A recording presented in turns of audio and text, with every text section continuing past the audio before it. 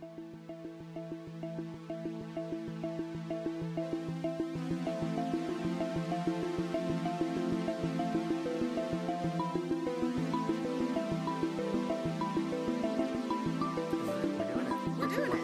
You took your glasses off for this. Yeah, people can't serious? see. It's serious in the most non-serious way possible. So welcome everyone to this episode of Humanity, the podcast. This is episode number 6, I believe. The podcast. My guest today is someone that, if you followed the last podcast, you heard. If you know me personally, you probably know this person. But for those of you who are new subscribers, thanks so much. I got just strangers are That's so are exciting. joining. Yeah, it is very exciting. Hi, from strangers. all of you. Yeah. But my great friend, former work spouse, partner in inclusion. Mm-hmm.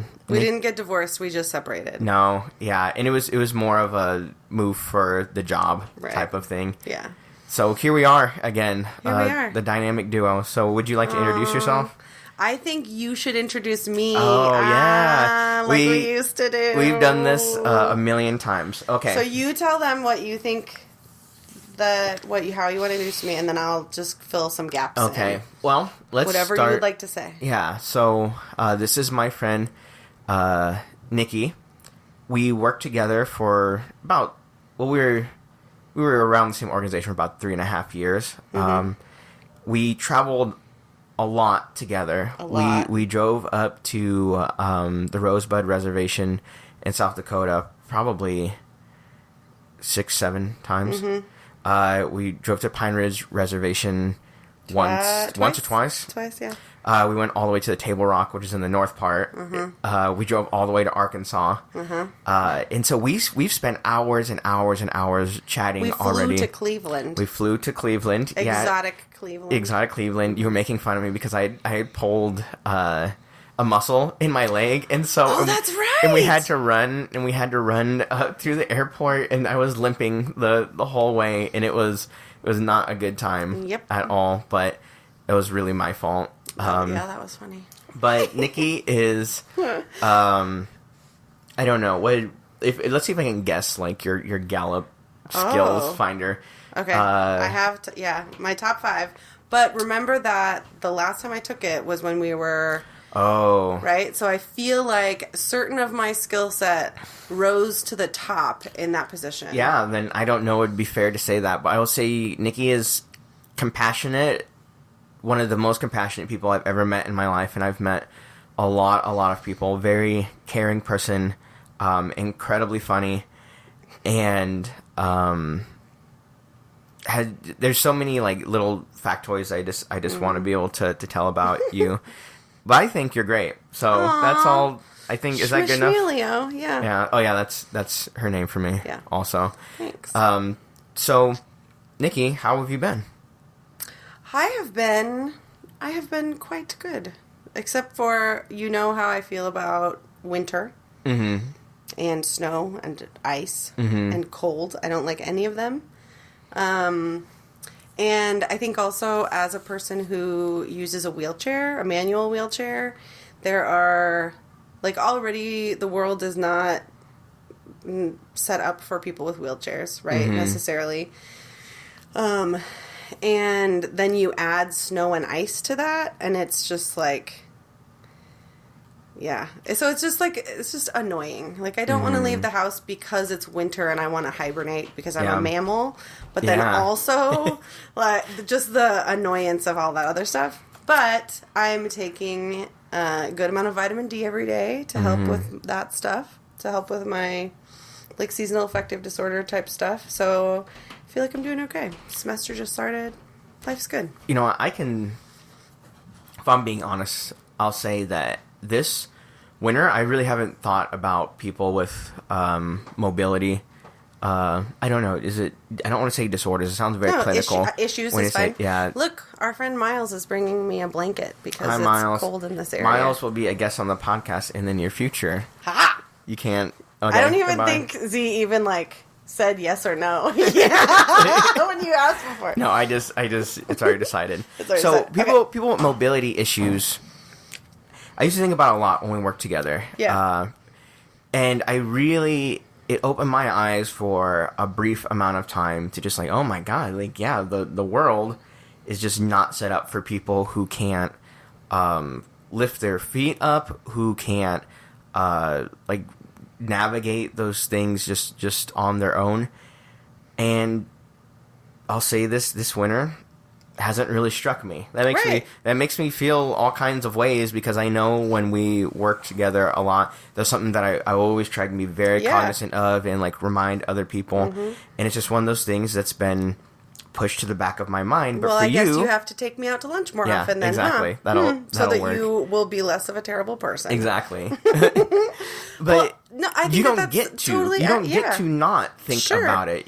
And the thing is, for me, as soon as I didn't have to, my brain or me just pushed it back. I wasn't good enough at reminding myself. So, but I think that before, so I started actually in Cleveland when we took that trip to Cleveland. Was the first time that I used a wheelchair. So for the new folks on listening to us in the worldwide interwebs, I was diagnosed with a neurological condition in May of 2013, and started using a wheelchair. The first time actually was in October of, what was that, 2015? 15, 16. Yeah. When we were in Cleveland, because we were at the Jewish Museum in Cleveland and wanted to go through the like museum part of it. Yeah. And I knew that I wouldn't be able to handle walking that entire time. And so they had wheelchairs that patrons could use. It was very emotional for me. I remember deeply, like, and it wasn't necessarily emotional because of my body. Like, I wasn't emotional because I had to use a wheelchair. I think that I was emotional, or a little bit maybe, but I was mostly emotional because there was a feeling of shame around it, and people, what were other people going to think of me, things like that. But anyway, so even before, and then when I came home soon after, I started using a wheelchair full time outside of my home. But even before that, you know, like, we have a friend, Kennedy, who has used a wheelchair the vast majority of her life, and she uses a power chair now. And I remember when I got close with her, that was something that then I started thinking more about accessibility for people with mobility issues, but specifically people who used wheelchairs.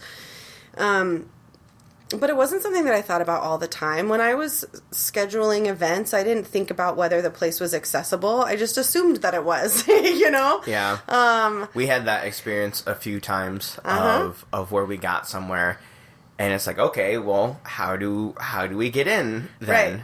Or my favorite thing is if I'll call a place, or I went on my first solo trip since using a wheelchair. My wheelchair's name is Percy, by the way, so I'm just going to say Percy. So Percy and I went on our first solo trip a couple months ago to Denver to visit my family there and to see my favorite band play at Red Rocks.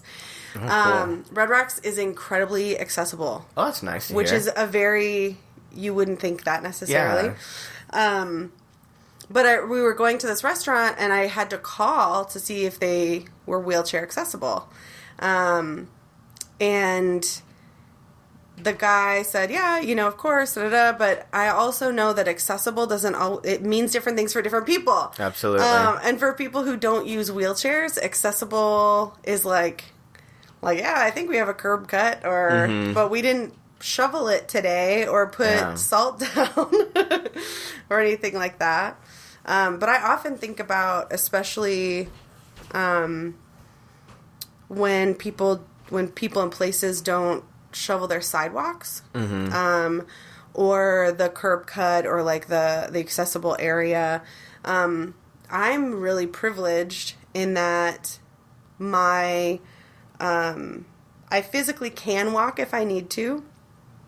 And I have very strong arms, and because of using Percy. And so I can get up, I can maneuver myself pretty well, and I usually am around able-bodied folks who will help me. But I often think about people who, and I have a car, right? I don't drive the car, but I have somebody who drives me to places that I need to go. And so I think about folks who don't have those things.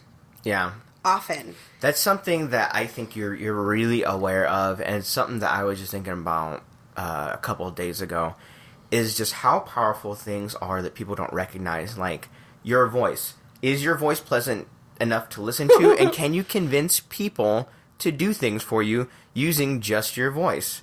Right? Yeah. And that's because that's such a powerful tool. Yes. Right? To be able to ask someone, hey, can you help me with this? Yes. And people will stop and say, yes, I will. Yeah. I will help you with this. But what goes into the whole mechanics of that can, because I think a lot about how, and I think it's great that people are more interested in discourse than have been in years and years. The way people talk, the way you discern whether things are true or not. Sometimes charisma can be used to fill in those gaps of, like, I'm telling the truth, I'm not telling the truth, but charisma can help with that. So even being able to say, like, hey, can you help me on this curb, it's an ability to be able to do that. Because imagine, there are people who can't speak for one reason or another. So I think it's fascinating hearing you talk about that and being aware of it. But maybe, I don't know, did you have to do that? Did you have to, like, take an inventory? Here are ways that I can do things, or did it just kind of fall into place? Well, I think that, so I think a lot of things. I think first and foremost, I am a non-threatening person, or people see me as non-threatening. There are a lot of people who've told me that the first time they met me, they found me intimidating. But that was in specific roles and things, right? But for the most part, I think that people see me as non-threatening. I am a white, cis woman, cis or cisgender, meaning that the gender that I was assigned at birth is what I identify as. I'm a fat woman, and I say that specifically because I think that a lot of other women don't see me as threatening in that, like, primal sense. And I also think that men, or queer women, so straight men don't necessarily see me as a potential. I keep wanting to say the word target, and that's not what I mean. But I recognize there are some, like, when I've been around my straight guy friends, that if a very physically attractive, thin woman comes in, that I very much notice change in their behavior and things that they say and things like that. I'm wondering if I've been one of those guys of course, at some point. Of That's course. terrible. I don't think that about myself. Yeah, but I'm the one who's observing it, right?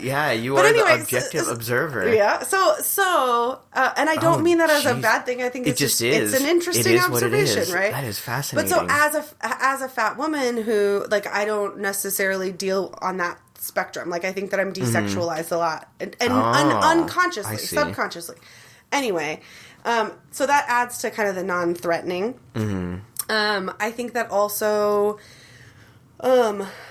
nature versus nurture, whatever, there's probably some nature in there, but also having dealt with a lot of, like, verbal abuse growing up, that I learned there are skills that I have that I learned because of that, right? Yeah. Like, I learned how to make people, like, I learned how to read people really well. I learned how to make people happy and comfortable, because that was a survival technique, right? And Absolutely. note that I've been in therapy for 7.5 years. So. Yeah.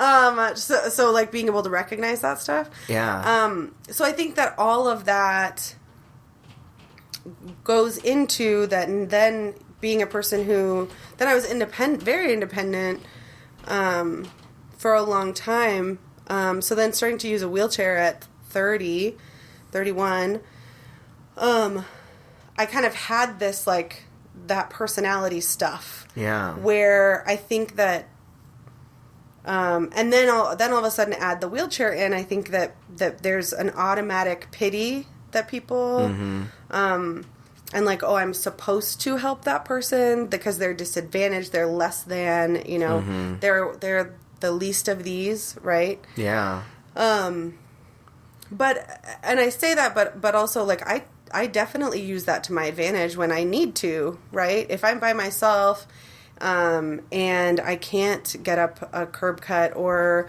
there's a patch of ice or what have you, I have absolutely asked complete strangers that I see, like, could you help me? And no one has ever said no or walked past me. I think that's also living in Omaha, Nebraska, right? It could be. I don't know if it would be the same if I was in New York City. Good question. And said potato. I've been to New York, and I thought of you when I was there, and I just thought, like, just how impossible it would be for someone using a wheelchair just to get around, just to survive, just to even go anywhere. I didn't see a single person when I was walking around New York using a wheelchair, and I thought, like, they exist for sure with this many million people, for sure. But and I think in some ways, because they have mass transit, excellent mass transit, so in some ways it probably is easier, or you know, what have you. Yeah, our friend Kennedy mentioned at one point, one thing that grated on her is she lived in a city with some mass transit, and when they would call for assistance, they would call on the radio and say, wheelchair something something, and it kind of made it sound like, okay, but what about me? I'm the person in the wheelchair, right? It's like, you're not just transporting a wheelchair. Right. It is me. You know, these types of conversations we're used to having, and this is, we get into the, I think, nitty-gritty to the point of theoretical things on all of these social justice topics. So I'm sure that anyone listening for the first time here maybe is like, oh, these are some of those SJWs. we were doing that type of work when that, like, phrasing before came out. Cool. Yeah, before it was cool. But when that phrasing came out, we're hipster social justice warriors. We are. Boop boop. But when that, like, backlash to all the stuff with the SJW, and, like, the snowflake is pretty new, but kind of the sentiment was there. When that started happening, I don't ever really have to deal with it, just because I think as a man, people are just less likely to get in confrontation. Does anyone, like, call you a snowflake, call you an SJW, like, get on about that? Or do you put yourself in spaces around where that would be possible? Not in IRL. They just shut down AOL Instant Messenger like a month ago or two ago. Gone forever. Wow. That was middle school for me. I had so many predators find me in chat rooms. Jesus, are you kidding? No, for sure. Like, that is terrifying. That was totally a thing. I mean, we need to get to don't talk to strangers on the internet. But all of the internet was anyway. Strangers. Any of you who used AOL and went to chat rooms, and then ASL. Remember? Age, sex, location. Age, sex, location. Yeah. Anyway, so what did you ask me? I asked, has anyone ever, like, called you SJW, snowflake? So not in real life. How about Facebook? Yes, definitely on Facebook. For sure on Facebook. Yeah. But mostly, like, if I'm in conversation on somebody else's post, I think that over the years of me being who I am on social media, on Facebook, that the vast majority of people who either disagree with me or don't hold the same values, I suppose, as I do, have unfriended me or just don't say much. Yeah, but I do remember when I was younger, and George W. Bush was president. Oh, yeah. It wasn't like snowflake and social justice warrior, but it was definitely, there was, because that was when, right after 9/11 happened, and then soon after started the war in Afghanistan yeah. and then in Iraq. And I definitely was called, like, un-American and, yeah. things like that, you know, so similar, like, progressive values, different, right? But, yeah, I had a boss who was who we had very, very vastly different, values and ideas about. Was he a W about. fan? Yeah, he was a huge W fan. He made fun of me the day after W got elected, and I was like, wow. I am not ready. You know, I'd been crying all night. Like, I was like, nope, not ready. Yeah. What a time. And it seems like a million years ago. And it really shows me, because when, what year was George W. Bush elected? It would have 2000. to been. Yeah, the year 2000. So, well, that was when he was, yeah. Yep. Yeah. So I was, in middle school when that happened. So I didn't know a whole lot, but it was in the immediate past, so I was able to learn about how the presidency works and things like that when I was in high school. I did a couple of, like, class speeches just for like my English class about the wars in Iraq and Afghanistan. And I remember thinking, why, when there seems to be such clear-cut things that people should not do, why do people at the highest level of government do them? So some small things for that. A lot of people criticized George W. Bush for spending all this time at his ranch. And I remember thinking, well, why doesn't he just not do that, right? Like, why doesn't he just make the choice to not do that? Or I saw a lot of things about especially the war in Iraq, because it's like, oh, that doesn't make sense. Why are we doing this pond skip? And it was a way for me to start, like, questioning the things that I saw as wrong around me. But I've really grappled. You know me. You've known me for years. I grapple a lot with the idea of good versus bad, ought versus ought not to. And so I'd say those were very developmental stages for me. But there are people who feel as strongly in the opposite direction of that. And that's something I have to keep reminding myself now in this political environment, is that as strong as I feel, there are people who feel as strong, and they have the same right to vote that I do. But, so, I have no control over that. Only person I have control over is myself, so I have to look at my values. I value helping other people. Yes. I value community. I value not stopping people from suffering. But that is not comprehensive immigration reform with a clear pathway to citizenship. Yeah, that for is all. But I mean, that's one issue out of a million that are out there, and it. You know, it's interesting that you say that, because just the other day, so this week, I don't know when the podcast will get posted, today, hopefully tomorrow, or whoever is going to listen. Maybe they will listen to it years down the road. Yes. But this week, the person who resides in the White House said in a closed-door meeting, he called people who were immigrating here or not even just immigrating here, people lived in like Haiti and African countries. All of Africa. Huge continent. All of Africa. Shithole countries, right? Shithole places. And, which, I mean, I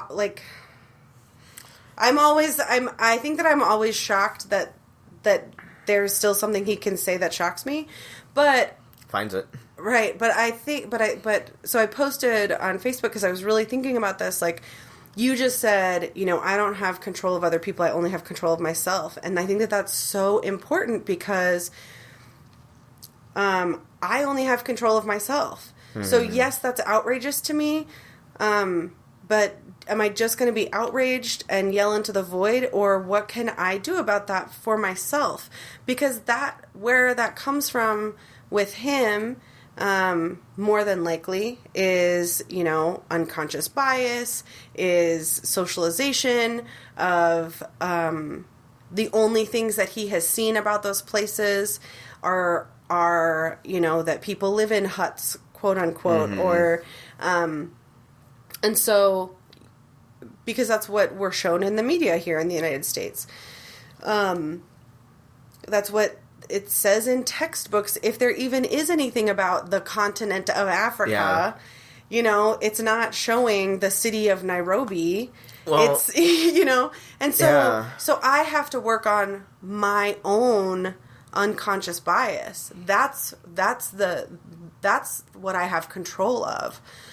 Because I definitely, of course I have unconscious bias when it comes to Haiti and when it comes to, all of the countries of Africa, and when it comes to Norway. And so what I have control of is that I can work on my own.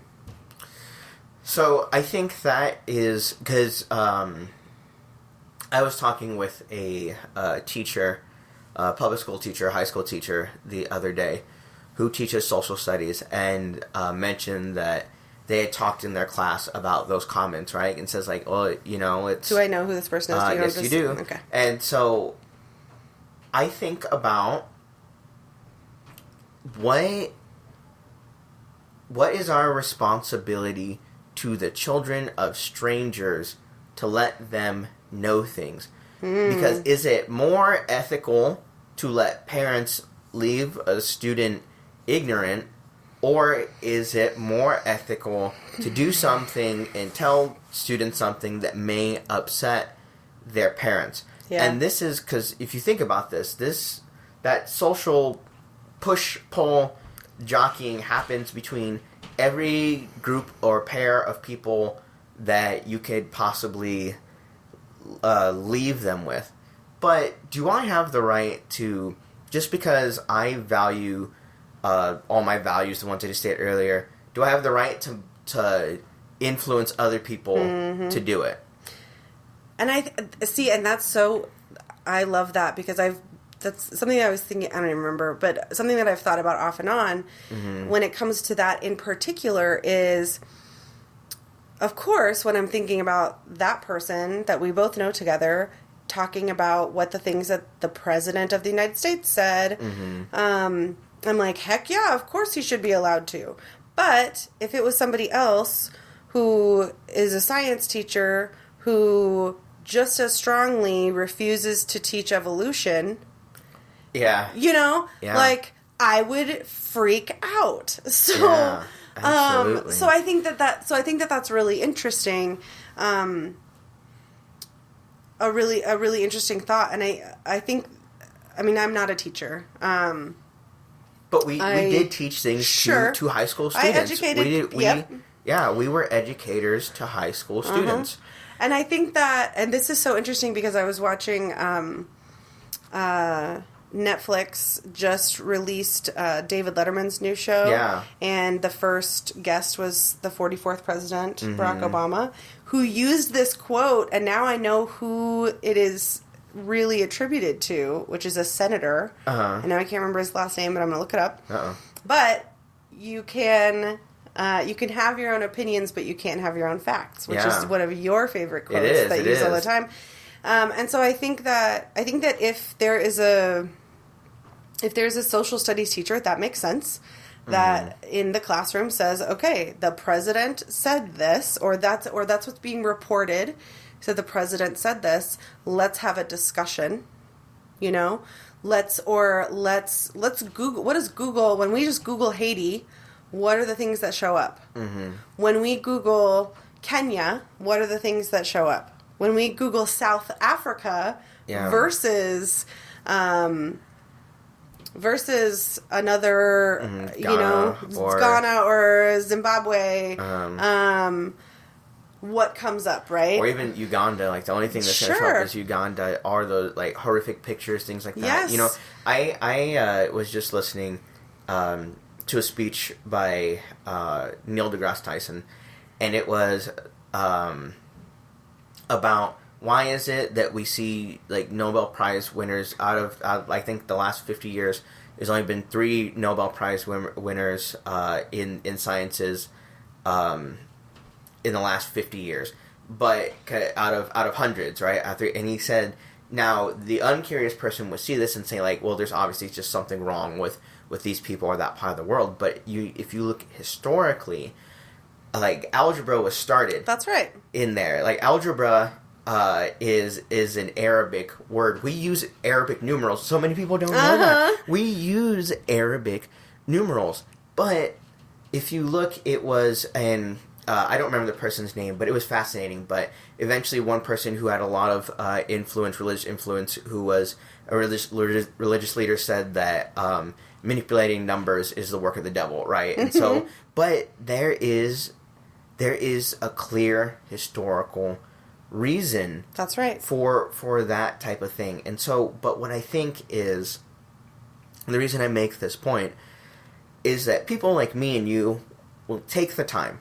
We'll figure out why. Right. We'll dig. But, and there's, I forget which president said it, but there's a quote that says that a lie will fly around the world before the truth has a chance to get out of bed. Mm-hmm. Right? So sometimes I think what we're doing is, have you seen Game of Thrones? Yes, I'm caught up. Okay, yeah. But it's like one of the first episodes. So sorry for a spoiler for anyone, but you've had years. It's really your own fault at this point. But I think about, really, maybe my strategy is the way that I'm sorry to use a Game of Thrones analogy. For those of you who know Game of Thrones, this is going to be great. For those of you who don't, it'll suck. But when Robert Baratheon, the king, dies, he has Ned Stark, his right-hand man, write down a letter saying, like, here's my royal decree. And then when the queen does a coup and says, like, I'm in charge now, Ned Stark goes up and he holds up this paper and he says, aha, check out this signed paper by Robert Baratheon, the king.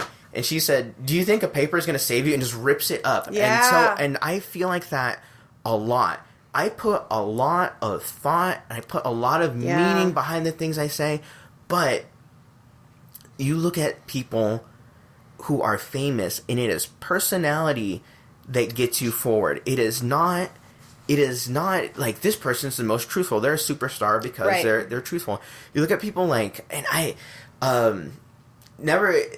you have to understand that, like, white supremacy is a real thing, and now, like, we said it for years and years, and people just kind of hemmed and hawed, oh, yeah, really, but now we see it, so in a way I feel vindicated, but in the worst way.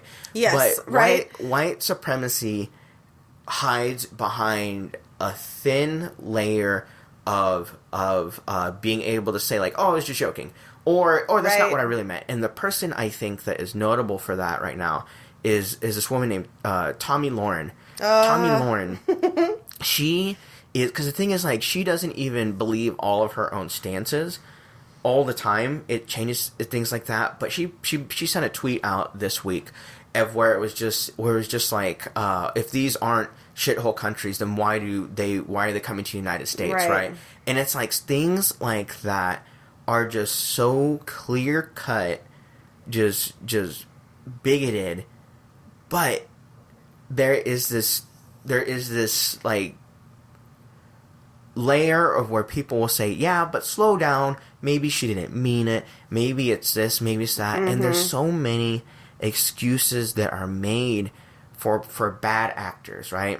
Because here's the thing, would I like to hear why she did it? I wouldn't believe anything she said anyway, because I don't think people realize that is when people put things out there that are hateful like that. As a person of color myself, when people put things that are hateful, it's not your opinion that I care about. You get to have your own opinion.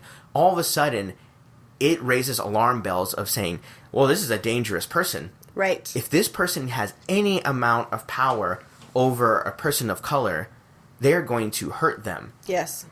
Or if we allow people who think like that, like a group of people to think like that, and I don't know, let's say maybe win the presidency, take over the White House, then that can never happen.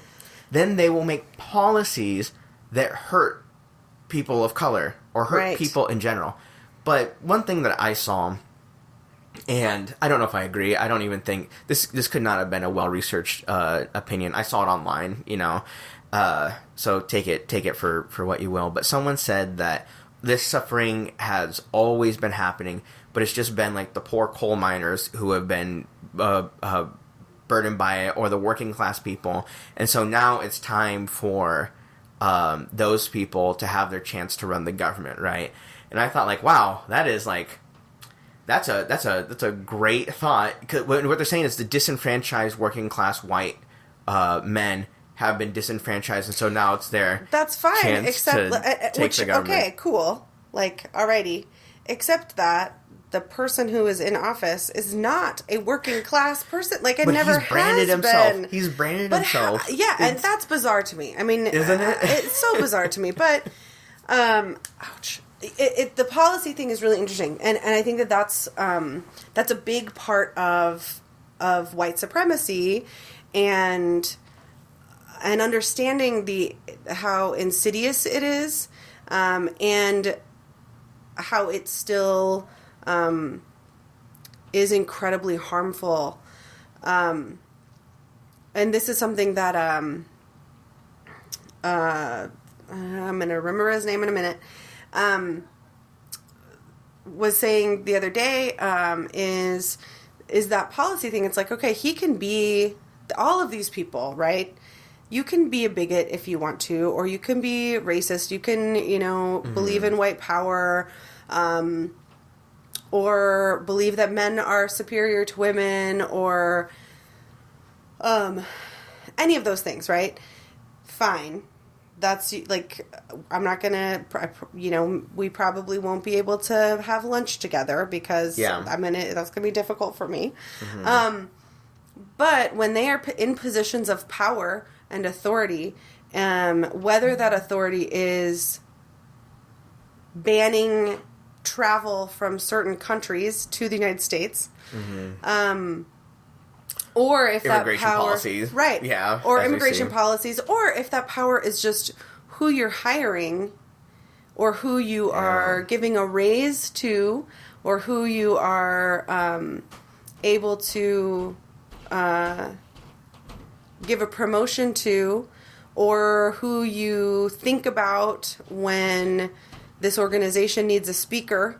Mm-hmm. You know what I mean? Absolutely. Like, and we all have that we have, even when we don't think that we have power, because, well, I'm not an elected official, or I don't have a lot of money, or we still have a heck of a lot of power, just in our own social and professional circles, whatever those may be.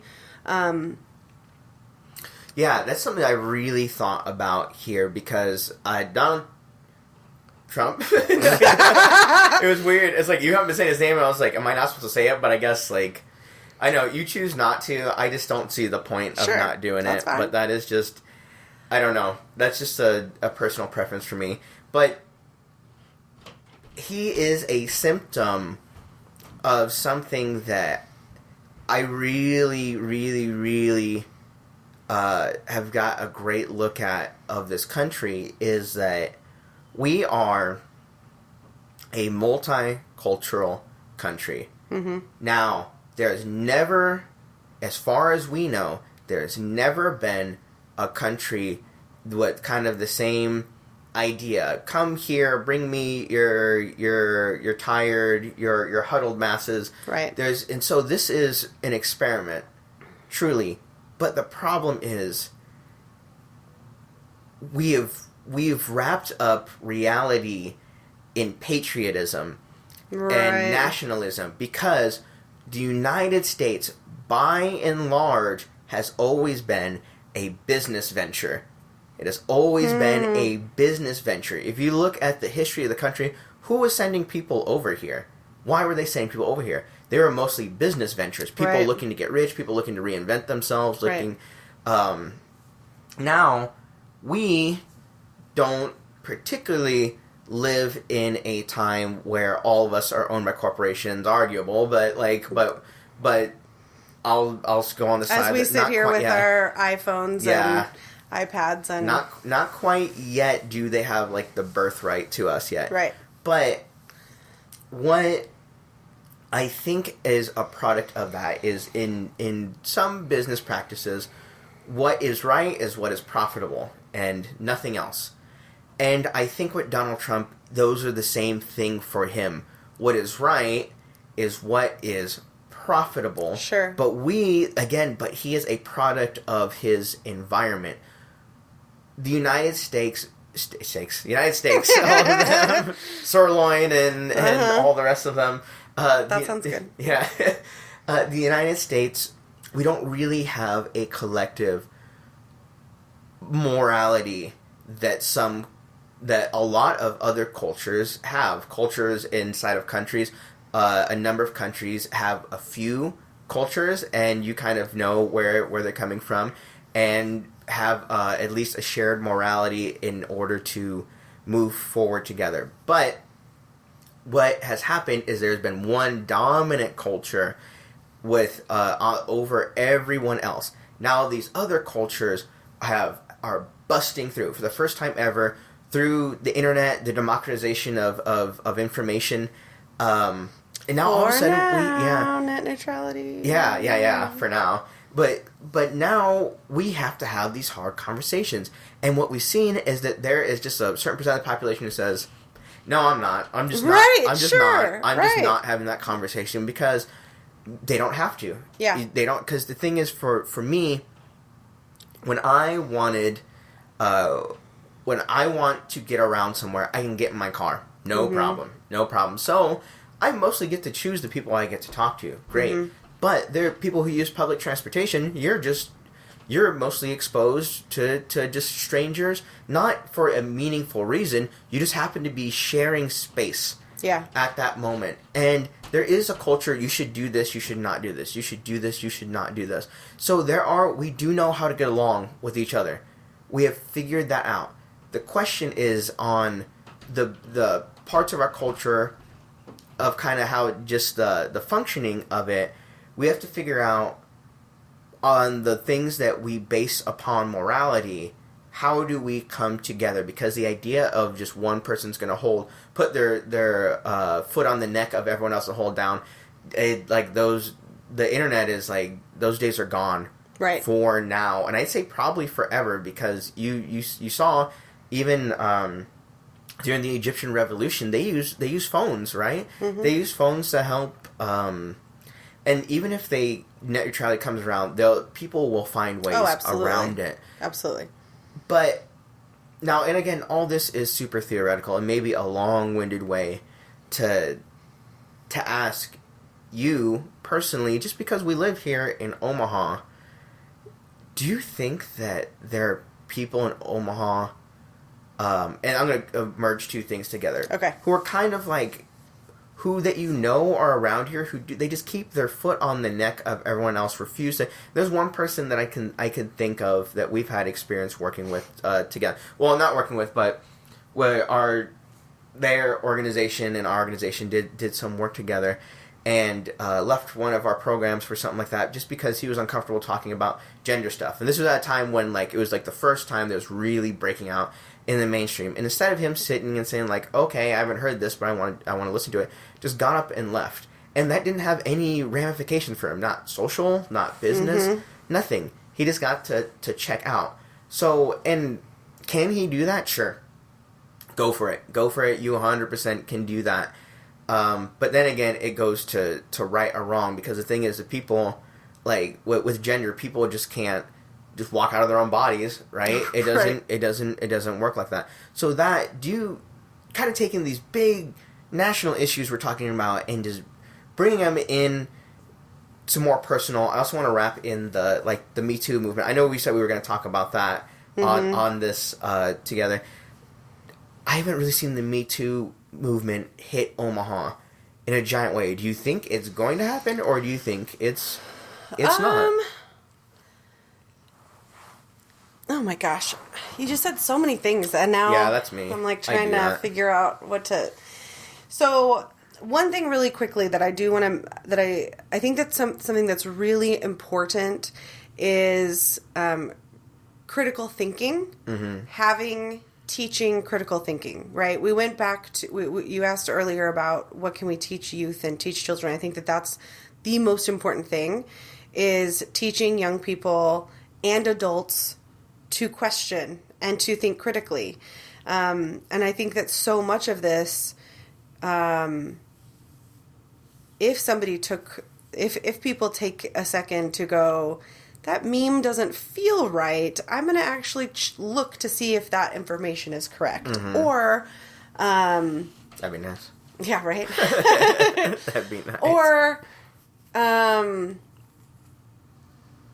one that you and I used to talk about, that you talk about a lot now, is why do some black folks say ax instead of ask? And if you don't know the answer to that, you should Google it. You should. Listeners. Yes. So I think that critical thinking is really important. And a lot of... And it's something that I have to challenge myself on as well, because sometimes it's harder, it's more time consuming. Yes, I definitely believe that there are people in our city who have their foot on the necks of others, who don't want to, need to. There's no reason for them to have these kinds of conversations. They are surrounded by people who look and act like them and have power such that it wouldn't matter. Exactly what you were saying. That is... and I think that some of that is being with this Me Too movement, which was started by a black woman. Years ago. Yeah. Years ago. Who was taken to the Golden Globes. I can't remember by whom, but there were a couple of activists who were guests of famous celebrity type. Anyway, so I think that this Me Too movement has given women in particular, but people the courage and the validation to speak forward, to speak up with things that they've dealt with. Though again, it's about power. And it's about, because many of these celebrities can speak up because they have money. You know what I mean? They have money. They have fans.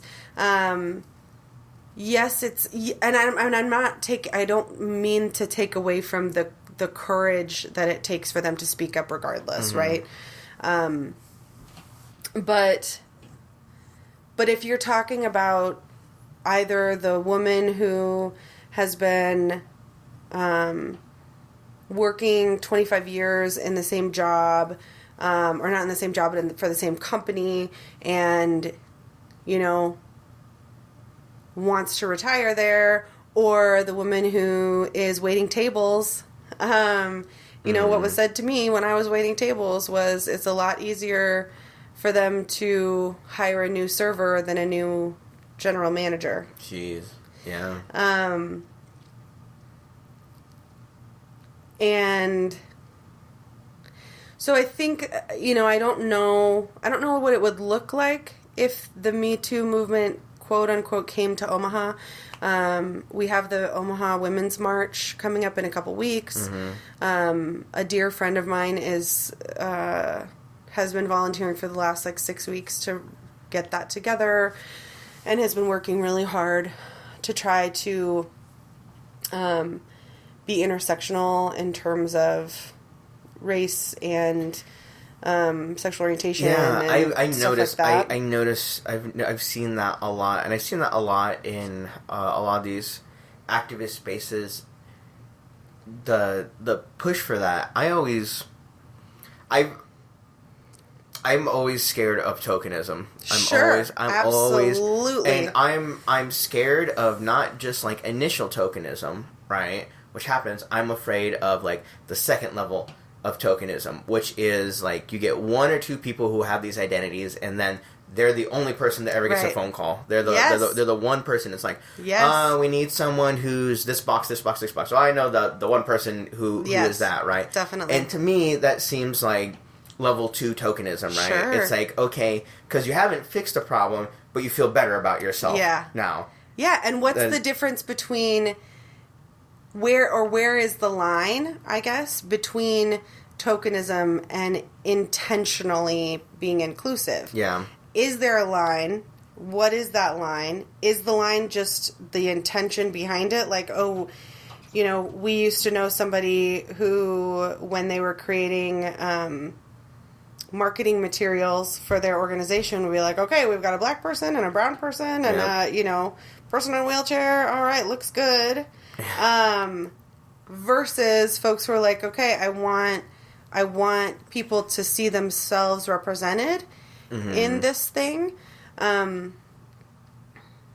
don't know the answer to this, right? This isn't like, I don't know the answer. I don't think there's 100% answer, and I'd say that is some of my disenchantment with this field is because, and it's a labor of love, right? Because I say disenchantment because I've been doing this type of work for such a long time, 13 years or so now. It's a part of who I am. The disenchantment is not from the goals, which I think are super important.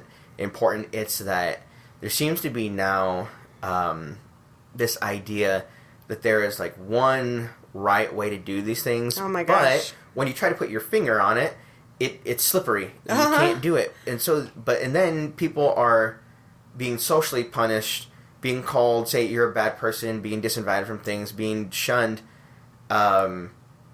because they don't know the exact right thing to say. And I'd say good for the people who can navigate, because social skills are exactly that, skills. And I work with teenagers, and we've worked with teenagers for so long. You can have the nicest, greatest teenager, they're filled to the brim with good intention, and they just say something, and it's just like, oh, Jesus. Yeah, that is like, that's a doozy. Let me explain to you why some people may be bothered like that type of thing. Or, like, ouch, that didn't feel good. I'm a little upset, but I'll tell you later why it upset me. We don't have that system quite yet, but we do have kind of the social expectation to do that. Now, my last guest, Andrew, who you know as well, he really pushes for this idea that like people know and they choose to be bad actors. Hopefully I'm not oversimplifying it, but like if you don't know about like race, at least, and that's what we were talking about,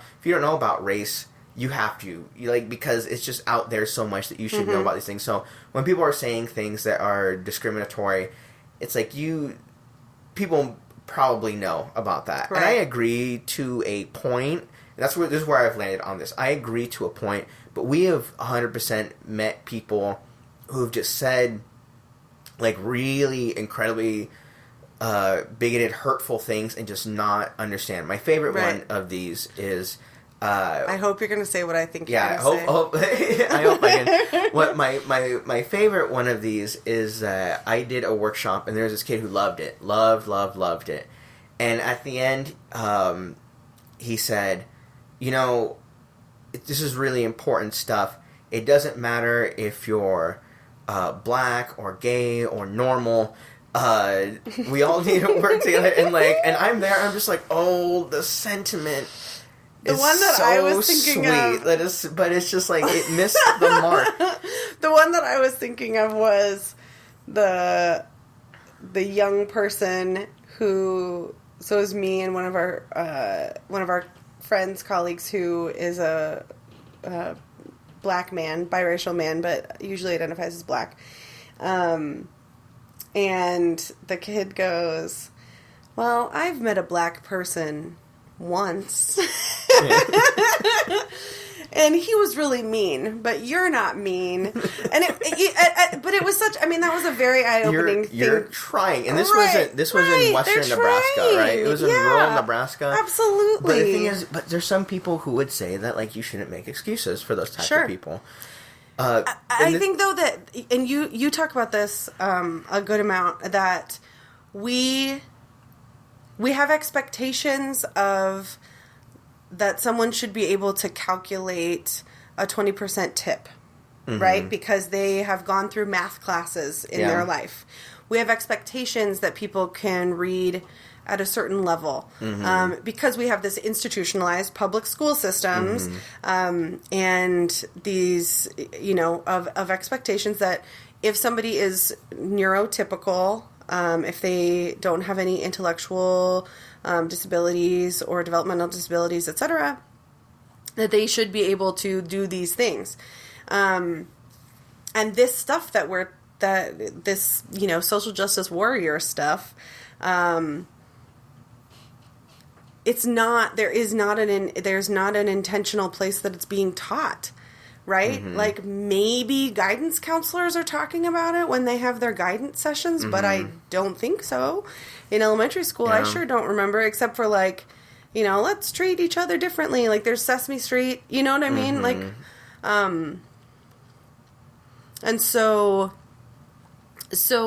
can we have that expectation that people know these things about race? And also, regardless, we as white people, so me as a white person and my fellow 30% white 30% of me.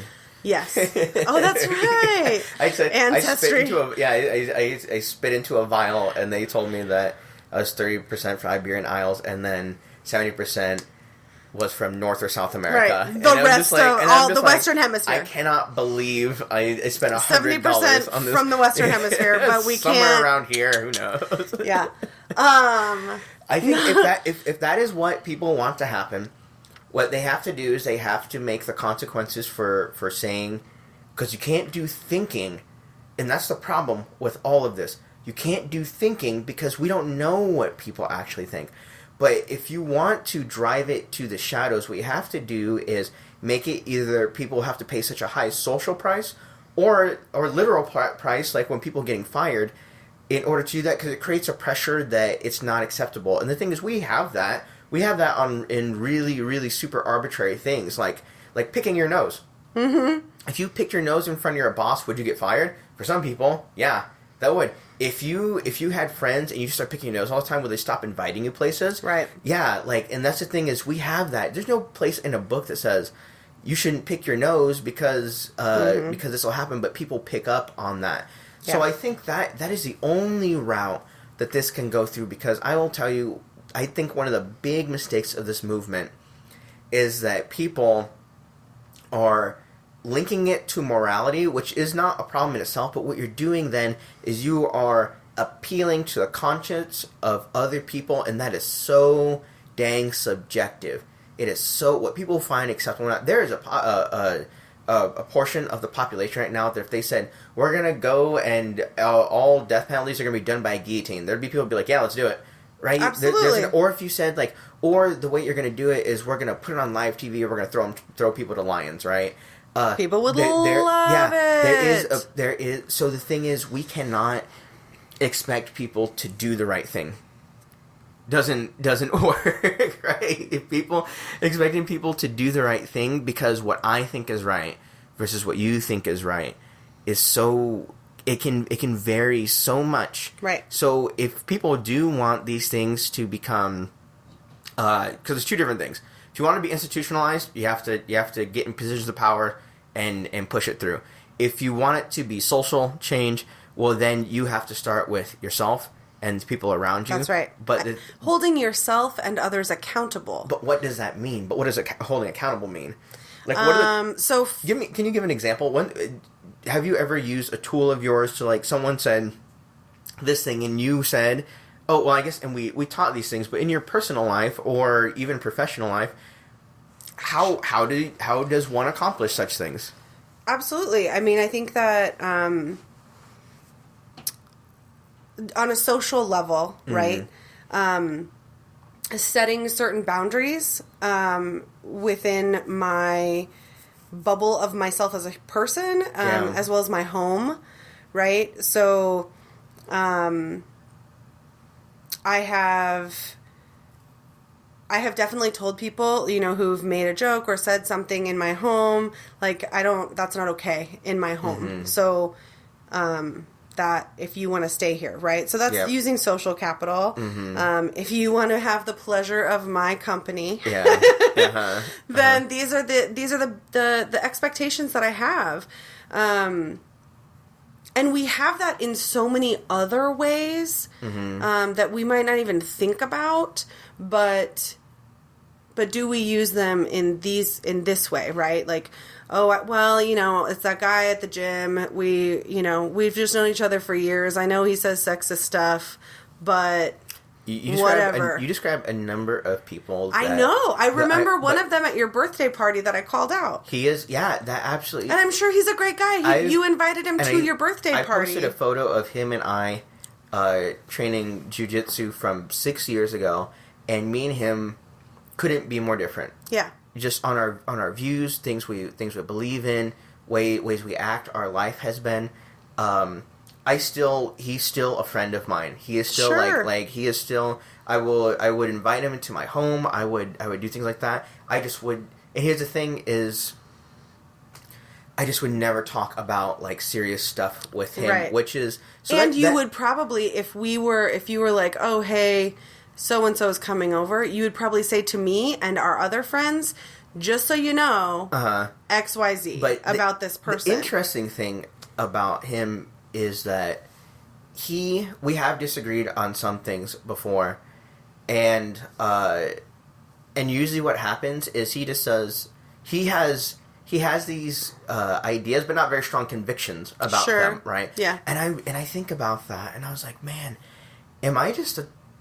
And the answer is yes. But am I just the type of person that like has super strong convictions about everything? Sure. About really arbitrary things. But the thing is, I know not everyone has those types of things. But like one of the people that I want to have here on my podcast is another great friend of mine from the gym, and he's more right than me, but he's a white cis man, and I know that like people who are listening to this who really more right, like, you mean conservative? Yeah.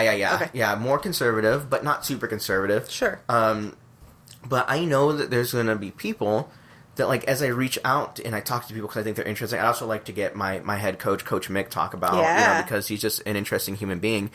But people are gonna say like, why are you talking to white men? And the thing is, I am friends with white people, right? But it's very difficult not to be. But the thing is, in some super progressive people of color circles, it is a no right now. It is a like, no, you don't understand. The stakes are so high right now. We are circling the wagons. You do not reach out to white people right now and talk with them because they're this and this. And well, this is interesting because a couple weeks ago, when you asked me to be on this podcast, one of the things that you asked me to, when we were talking about this was the tipping point, I guess, of the Me Too movement was happening. And it was because one of the things that I was talking about was, I assume that every cisgender man that I know has sexually assaulted or sexually harassed a woman. Yeah. I just assume that. Yeah. And that it is to not, and that there's this like, because similarly in feminist, and I try to be in intersectional feminist circles, it's like, well, screw, like, you have to unfriend all of the men that you know, and et cetera. And this is awful, and I don't want, but there's also a part of me that's like, how do I do that? How do I, because I wouldn't, be able to work my job. I wouldn't have Geez. friends. Yeah. You know, and I'm not saying that I am absolutely 100% not accusing people of like individual people of assault or of harassment. But there's absolutely so many cisgender men. It's more that just generally this is kind of my expectation, and not that not even that it's intentional or malicious or conscious, but that it is what the patriarchy, what toxic masculine culture, like how we have socialized children who grow up to be men, like how they're supposed to be, right? Yeah, absolutely. So I almost don't even blame men. I think that they have to hold themselves responsible and accountable, but I almost don't even blame them, because like this is what we as a society have taught men that they're supposed to be like. Oh yeah, I did 100% want to talk to you about that, because it's so, like, it was, there were two of them that were like major for me. Is I've been a Louis C.K. fan for years and years and years, but when that happened, I was just not surprised, because that story had been bouncing around for years, right? And he had always he'd never flat out denied it, but he says, I'm not going to talk about it because. But when that happened, and then what Senator Al Franken, former Senator Al Franken, I thought, we really have to just say, if this is the type of society we want, of where like women cannot be sexually harassed, it needs to come down hard consistently. And the interesting thing for me is that and again, this is terrible. Mm-hmm. This is horrible, and I hate saying this, and I hate thinking this 100%, and I believe it, and I work toward a world that doesn't. Some of the things that I saw people being accused of was like, well, yeah. Yeah. Every woman I know has gone through something like that. Absolutely. I was just talking with I had a boss who at a party forced me to kiss him, like stuck his tongue down my throat multiple times. Right? Like I have had and have been in places with both in social and professional places where like that picture of Senator Franken, pretending to grab the woman's breast while she was wearing the vest. I was just like, I'm sure that I have a picture like that somewhere. Yeah. And I cannot tell you how many people have like, or how many men, and that's such a mind F, right? Well, here's the thing. You have to. I think about this all the time. Is like our current society only exists because of the Industrial Revolution. That didn't happen that long ago. And so, in the same sense of when you look at a thing like a computer, you say this is a product of the Industrial Revolution, and we take it for granted because this is how it is now. The children who grow up now, that will be around like this standard, it'll just become commonplace to them, and 20 years they will look back to the past thousands of years of human history, because let's at least start with the United States. But like when you read the documents that the United States was founded on, if you want to look for like a sexist document, like it's absolutely like it's there it is. Or just the advertisements in the 50s. So all those right? things, and so what this Me Too movement is a hard pivot from at least the history of the United States as we know it. So I have a fear, I was telling someone this yesterday, I have a fear that there's going to be major backlash. There's going to be major backlash. And here's what I think is going to happen. A few of the people on the top they're going to get targeted, and their lives are just going to be destroyed, because what is out of bounds now, and you saw Harvey Weinstein like when Salma Hayek came out and talked about how he treated her, he basically came out and just like said more sexist things, right? Yeah. And it's like, oh man, he has learned nothing from all of this. Okay, so here's my question. I'm gonna ask you a question. Yeah. So since the Me Too became in the mainstream, right? And in particular, there was like 3 days on Facebook where every woman that I know anyway was posting something or privately in groups that we have and things like that. What have you changed? What have you thought about? What have you done differently? How have you... You know, I think this is, for me... Personally. Yeah, for me, I think I've just been...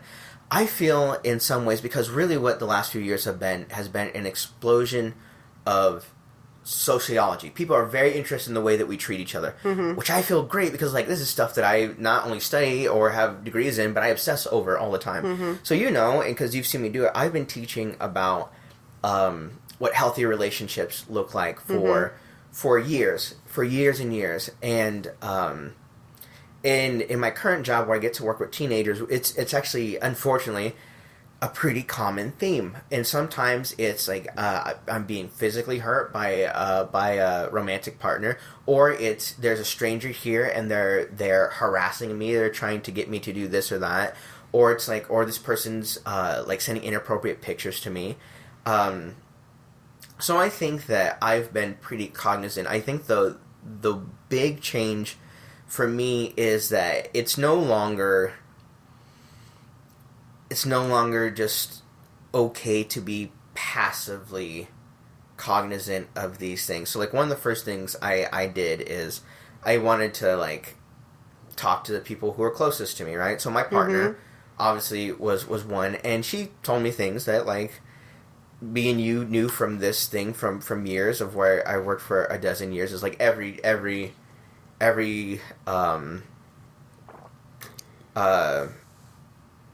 woman that at least I've met has told me they've gone through something, right? Right. No one's gone through nothing. What my big thing that I would like to think that I've changed is that and it's so hard because you have to imagine just the social pressures that exist. Absolutely. But like, anytime I see someone, even in my personal life, and I think there's an abusive situation, I have to stand up and do something. And I think about, there was a time when I was younger, and I was at a bar with a good friend of mine, and her now ex-husband, like, we were both at the bar, me and her ex-husband. She came up to ask her something, and he just yelled at her. And he said something, then just F off, just like yelled it, right? And I was just shocked. I was like, I had no clue what to do because I didn't know him that well, but I'd known her for years. So I went to her and I said like, hey, no one has the right to speak to you like that, right? Right. And she just kind of shrugged. And then I just let it go. Yeah. That was it. And I was like, okay, well, they seem to be having some problems, but they're going to figure it out. But the thing is, especially at that age, I was like, oh, I don't know what to do. I don't want that. Now I'm nosy as hell. So I would have been like, hey, like, here's some resources, here's some things, I can do it. Because you have to understand that for when I come across hard things like this, my mind goes to, I'm a fixer by nature, so I immediately go to clinical mode. Right. I immediately go, what is the clinical solution to this? And I think that's why we work together so well, is like, that's the way my brain goes. And for you, you've always been great with like the people aspect of it, right? You're a good peopler, I guess. Well, thank you. You're good. You're exceptional at peopling. Because I don't. That's why I want to have this conversation with you, since you are such a good peopler.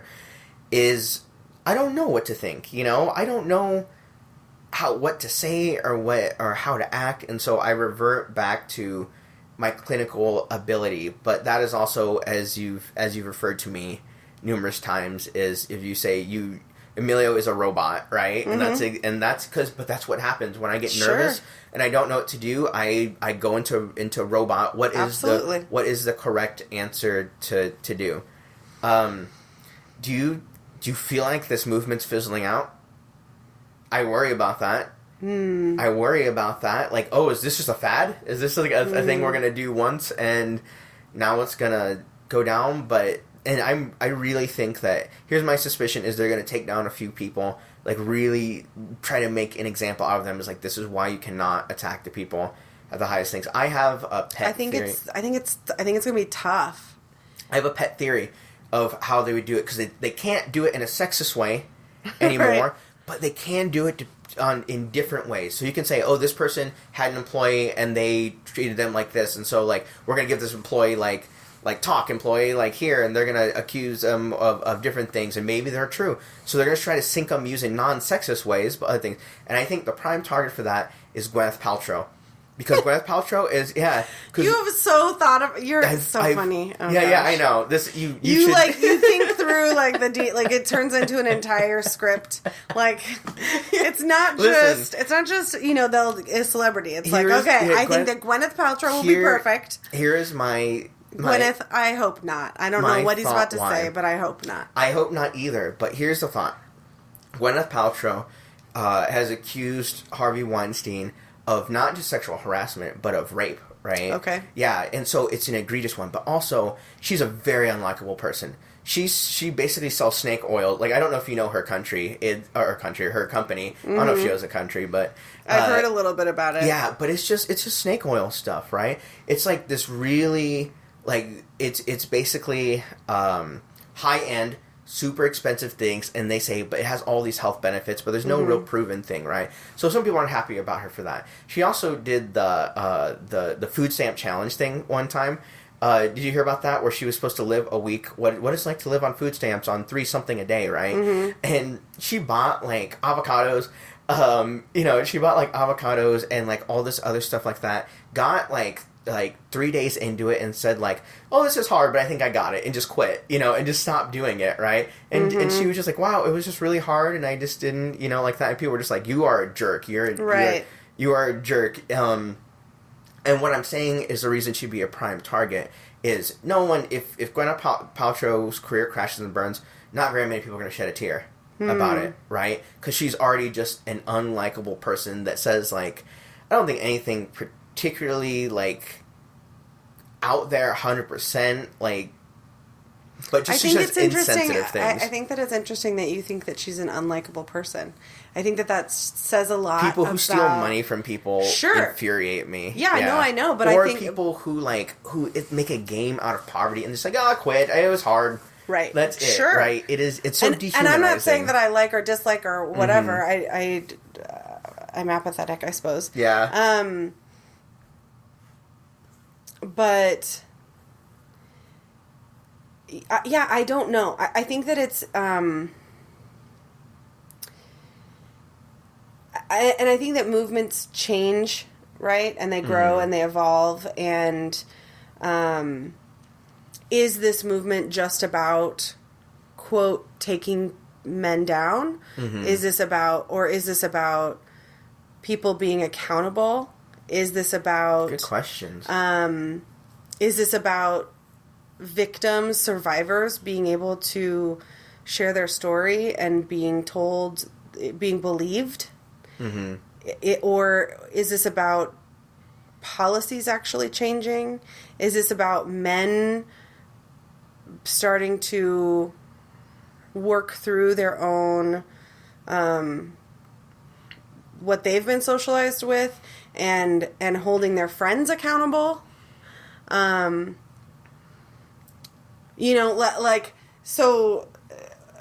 was it a Facebook meme, basically? Yeah, that's what I'm saying. That's what I'm saying is it fizzling out because there's just like, exactly, a meme is probably the word that I was looking for.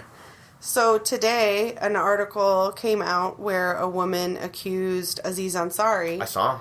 I read the headline. I didn't read the article. I read the article. And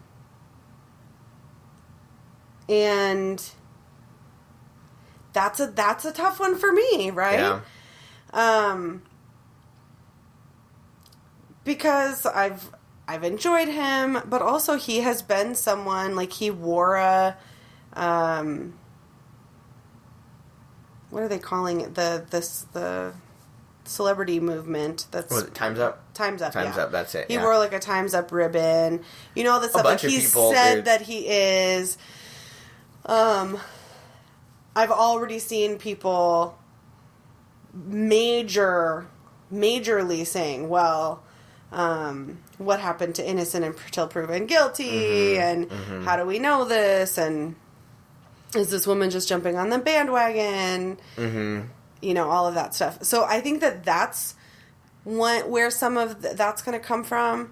You know, we heard, like, oh, that's just locker room talk, and even this week with the shithole comment, it was, well, that's just, somebody said, you know, that's just bar talk. Oh, right? Jesus. Like, that's just what people say, what people say in the bar. And I'm like, well, he's not in, like, in a bar. He's not not a president bar. of the United States. He's in the Oval Office. Like, there is a difference. I will, you know, and I promised after my last reflection that I would talk less about politics, but the thing is, I told people I'd sprinkle it in here.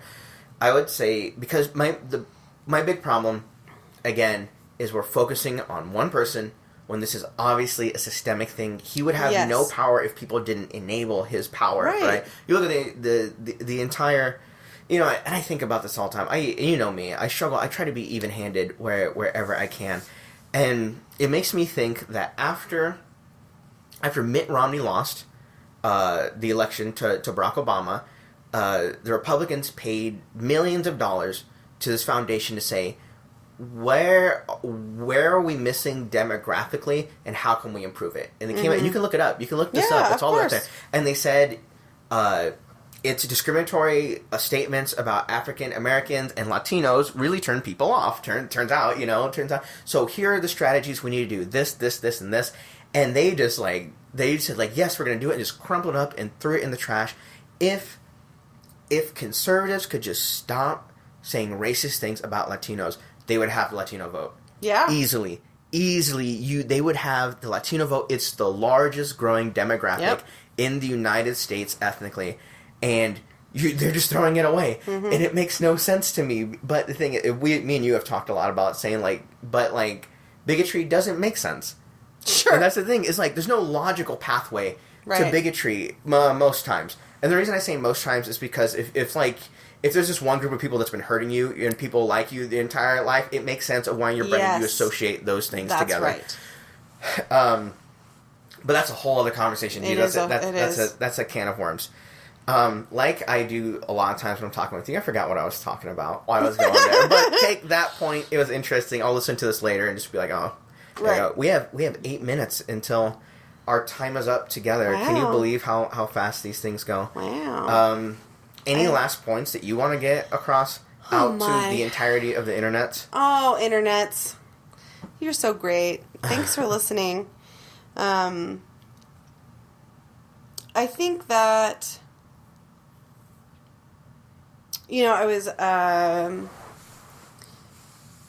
talking to a friend the other day, and I'm not going to name the person just because I didn't ask their permission to talk about this, but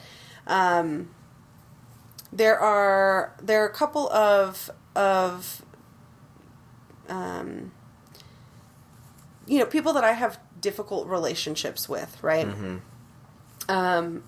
For various reasons, and I've been asked when I do something that is considerate or thoughtful in regards to them, like, you know, you don't have to do that, or they don't deserve it.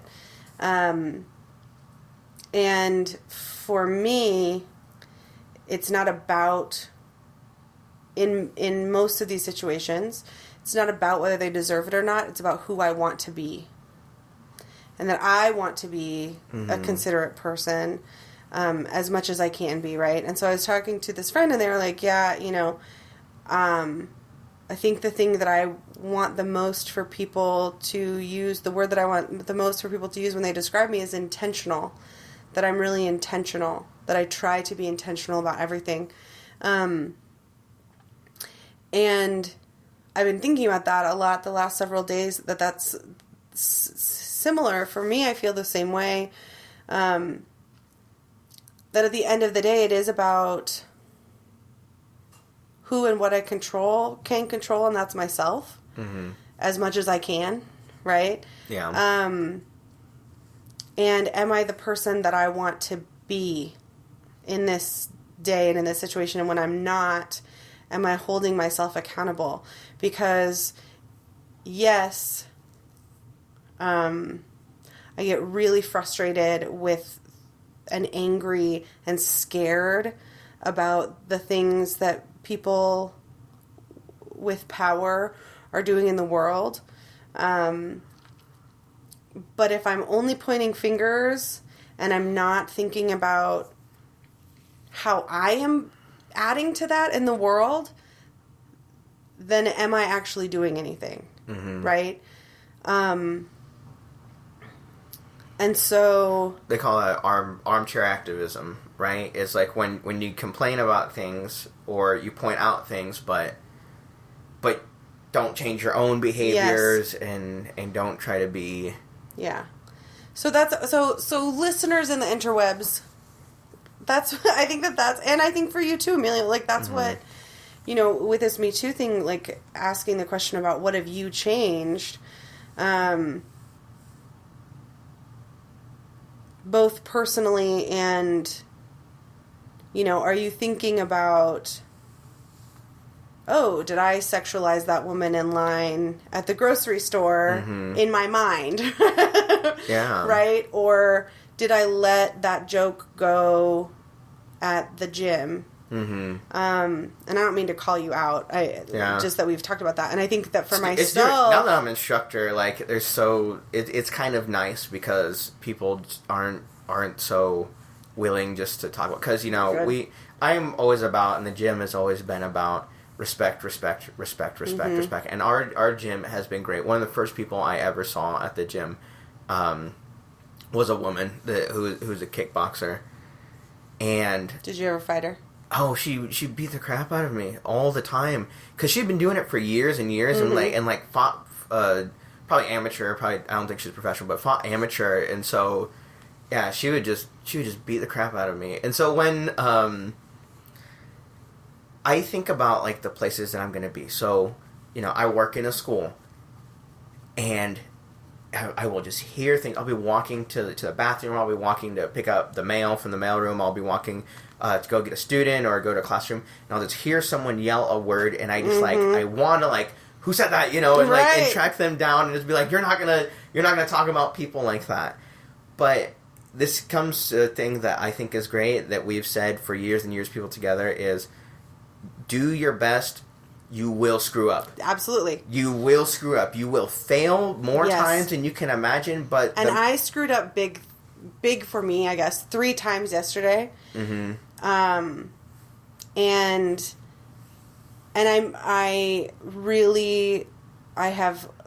I've been continuing to think a lot about those things and why I made those choices and things that I said and where that was coming from and how do I do better and how do I apologize in a way that it's about that person and not about me feeling better about myself, even though that's human and my ego makes me want to feel better about myself. But holding myself accountable and then holding the folks around me accountable too. We hold each other accountable, you and me. Absolutely. And I don't mean that like royal we. I mean like literally you and I have held each other accountable. And... The unroyal we. Right. The peasant we. Yeah. Thanks for having me, Shmishmalio. Nikki, thanks so much. For all your listeners, if you like Nikki, you'll probably hear more of her pretty soon. I'd love to have you back anytime. All right? Thanks, Shmishmalio. All right. Thanks, Nikki. Bye, everybody. Bye, Internet. All right. We did it. Woo!